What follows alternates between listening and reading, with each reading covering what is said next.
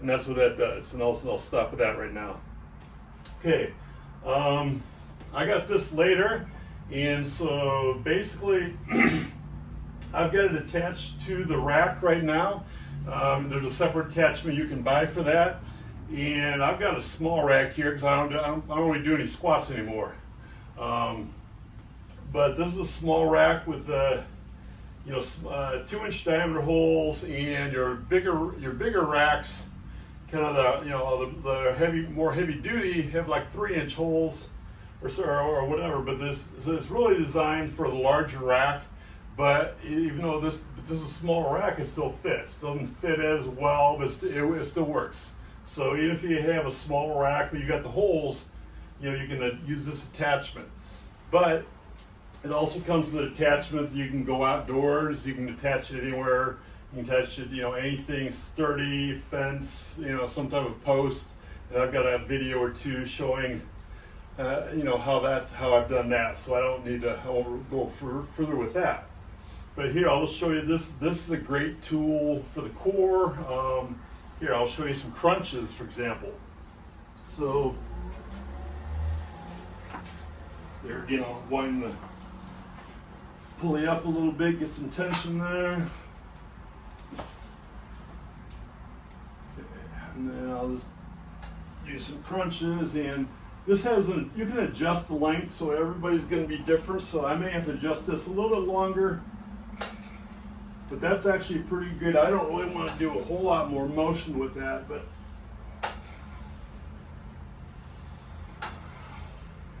you want to, there again, if you've already got a good strong foundation here, you want to add a little more tension, a little more speed.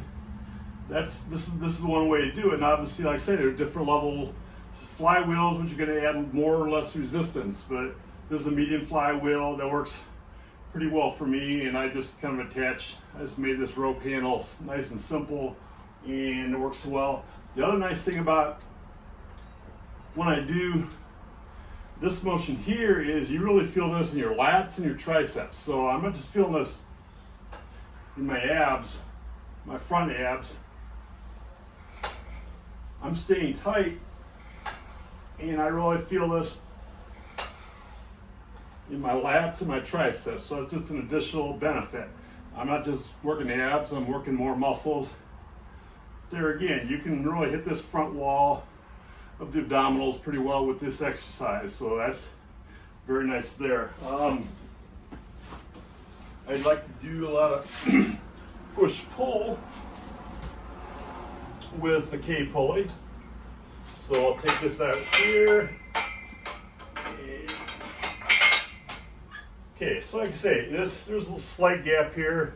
It's really designed for a larger diameter rack, but it still works just as well here. Just make sure there's some weight on the rack. Okay, so I'm going to take this off. I'm going to put the handle on here. So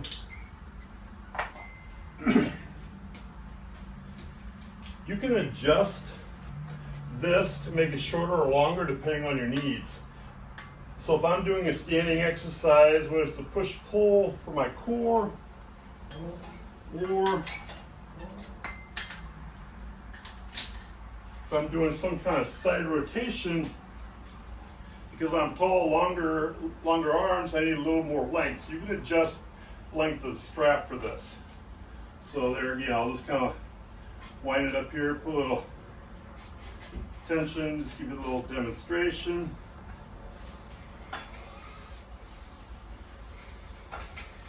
The unique thing about this is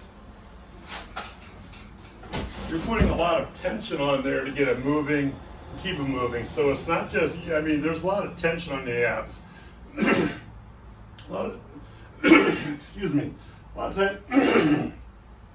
lot of times we do planks, and hey, after a while, planks really don't put that much tension on your abs unless you're doing like a side plank or something. But this is a way to really put a little more tension on the abs with a little bit of speed of movement too. And there again, obviously, depending on how much the resistance is going to depend on how fast or slow you move it. But if you see me, my legs are really working hard in order to stabilize. So I'm synchronizing the core with my legs and hips, which is really how your core works in real life. Any movement you do in sports or recreational activities, your core is linked with your legs and hips. So that's really one of the things I really like about this. Like I say, you know, you can kind of change the angle, and I really haven't spent a lot of time. You can go different angles, up or down. I really haven't spent a lot of time doing that, and I'll get into that in a second. But just here, push pull. I really like the rowing. Again, I'm working not just my back muscles like we would with a regular dumbbell row. My core is really working extensively along with my hips. So I'm linking that, again, linking, you know, upper body and lower body through my core. My core is really contracting hard to stabilize through these movements. So that's what I really like about this. And like I say, you know, hey, you've got kind of a constant tension, so you can push and pull as fast as your body will allow. If you're not used to doing something like that, your core's not working well, your body's not going to let you do that. So there again, your body, for the most part, doesn't allow you to do something, generate that much force, so you can't control it here. And that's a lot of what we're doing. Push, you know, same thing. I'll do a lot of pushing, push with this.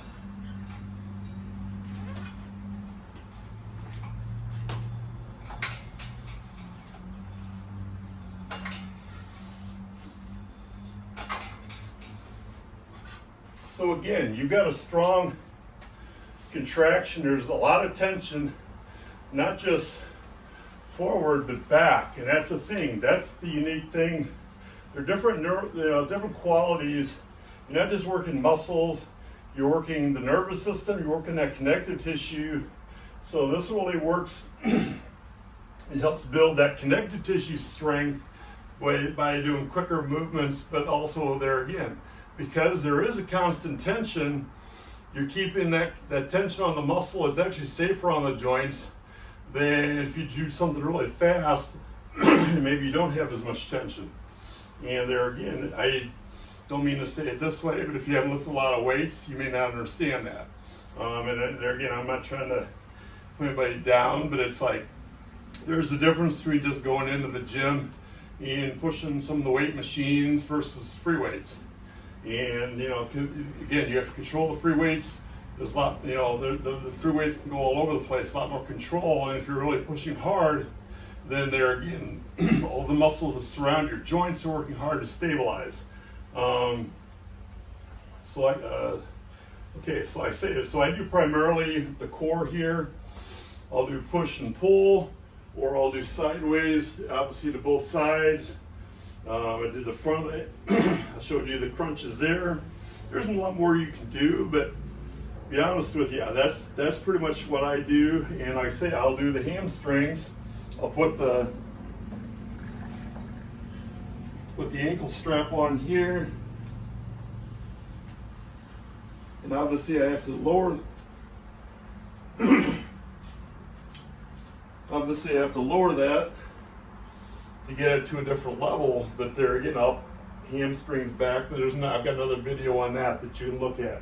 But I really, really love both of these pieces of equipment, and I'll be honest with you, I really wouldn't want to do without them at this point. But there again, something else for the core that I like to include with, that's separate from this. This keeps more of a constant tension, and you know, it looks like I'm moving faster. I'm not moving that fast, so I'll add in different movements. So some of the pieces of equipment I like to use are like the RMT clubs here. So with these, I can do a lot faster